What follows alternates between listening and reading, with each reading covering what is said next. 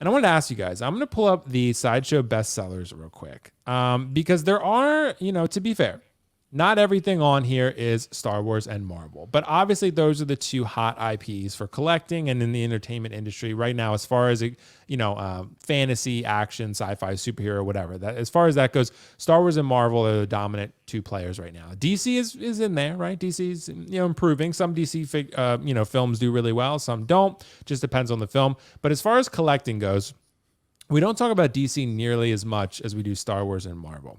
So I want to ask you guys, are these two IPs going to be the dominant IPs for the foreseeable future? Because this is a pretty hard bar to cross to beat these two. And right now, I think Star Wars, in collectors' minds, is probably a little bit higher than Marvel is. But up until Endgame, it was the opposite. Marvel was a little bit higher. Now it's kind of they've reversed roles a little bit. But that said, do we see anything else coming in here? DC or Lord of the Rings or The Boys? Maybe something tops that. But what do you think, Kiko? Are these going to be the two dominant IPs moving forward? Is it always going to be this way?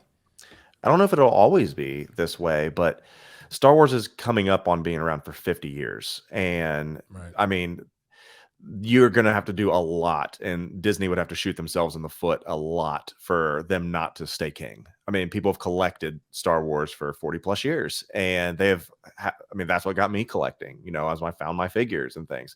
They just have the juggernaut of being a cultural, global, worldwide phenomenon. Everyone's like, well, Marvel's been around just as long. Marvel has, but not the MCU.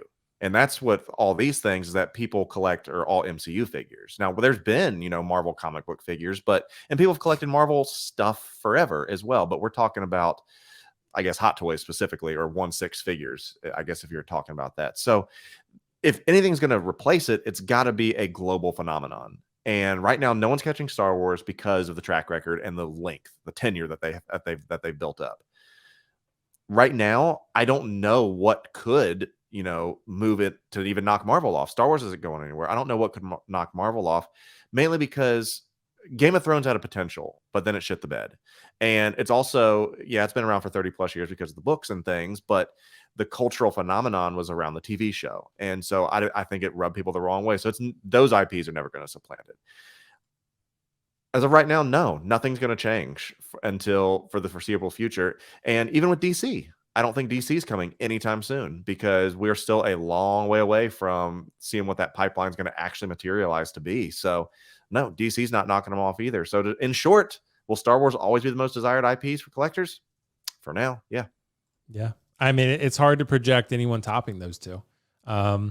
Because like you said, there are individual properties that do really well, like Game of Thrones or Walking Dead or The Boys or whatever else, right? But at the end of the day, they're not quite reaching the heights that you can see the ladybug crawling across my lens, by the way. They're not quite reaching the heights as these two universes, right? So Ben, I want to ask you the same question. Are these going to be the two most desired IPs moving forward? Because I don't know, it's really hard to project anyone topping these two. I think moving forward is hard to know because it depends on the relevance of the movies and the films that we get a chance to see kind of going forward. Star Wars started to take a pretty serious dip there for a long time. People were selling their Star Wars figures because they were kind of just done with it, right? Yeah. And I agree with Kiko. It has been around for 50 years. I mean, Star Wars toys have been around forever, and that is how a lot of collector community got started. But then the content wasn't there and people started to lose interest, and that's when they start looking for other things to collect, right? And it wasn't really in a lot of ways until Mandalorian started coming really popular that people really started to pay attention again. And the younger generation of folks, like the guys like me who are in their mid 30s, like I'll always collect Star Wars because I love it, and I always have. But the younger folks who were maybe 10 years old 10 years ago when it was kind of in that dip period, now they're in their 20s, maybe they've got their first job now they can afford a collectible. If there's no relevance to the franchise that they're producing, or that there's no attachment to those, like I don't know how it can necessarily stay desirable for people and collectors, because you'll always move on then to what becomes more excited.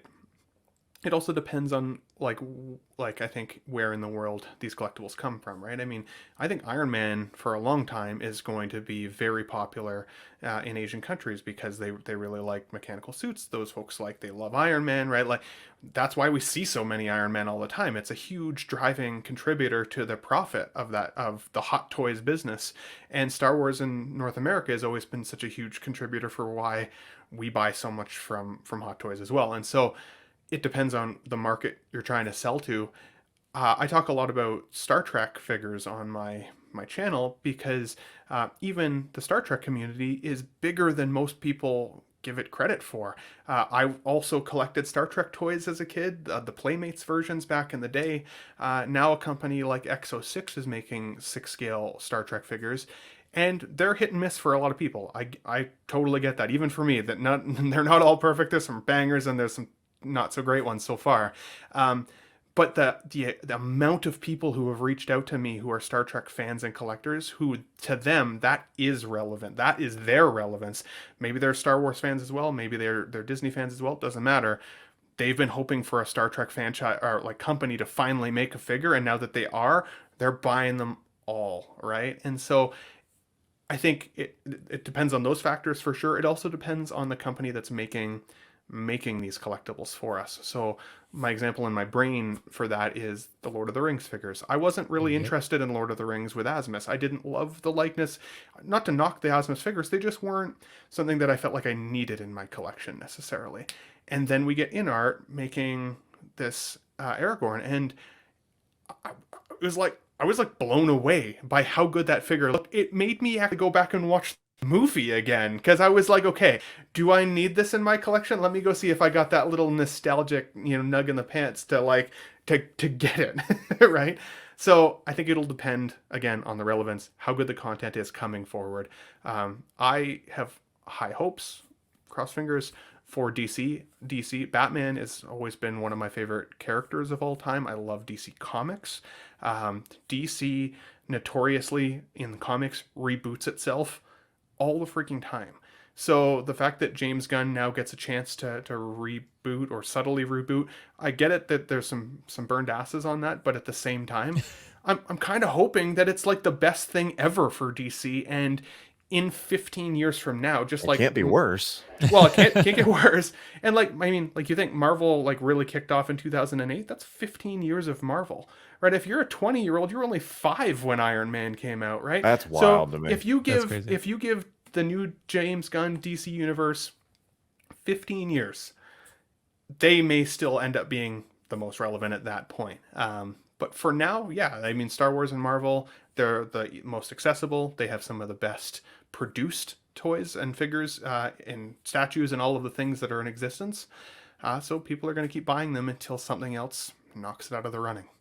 Yeah, it's true, bro. And we actually got a really good comment from a channel member, Dinesh here. Anime stuff will be the future. Queen and Prime One are doing a lot more in the future. Yeah, it could be.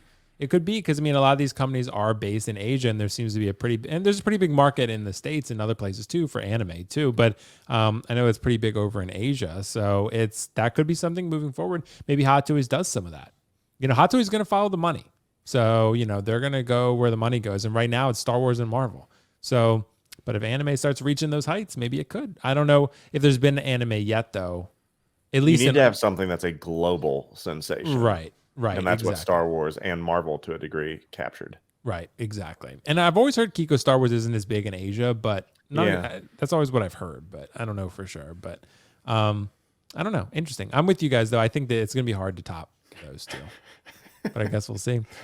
We got some good comments though. I know the comments have been fire today. Yeah, I know, right? We got some really, really good comments. And then we got Collecting Madness saying Star Wars is timeless, passed from generation to generation. It is, absolutely. We also got a super chat. Benno Benny, thanks so much, bro. Very generous, Benno Benny. Star Wars and Marvel have great character designs. That's actually really true. So when it comes to collecting specifically, you have those amazing character designs and you can build that universe because there's so many good options. I think that's a large part of it. Because we talked about the topic of 1/6 scale collecting and how sometimes maybe a small amount of figures don't have a ton of presence, but when you have like 20, 30, 40, 50 plus 300 figures, it can be really cool looking. And when you have a sort of universe, it makes it look pretty cohesive and alive. So that's pretty cool. So, and they have great character. I know you guys agree. They have great character designs. So As is DC for that matter. I mean, King Shark is a pretty cool character design. I think so. 100%. Yeah.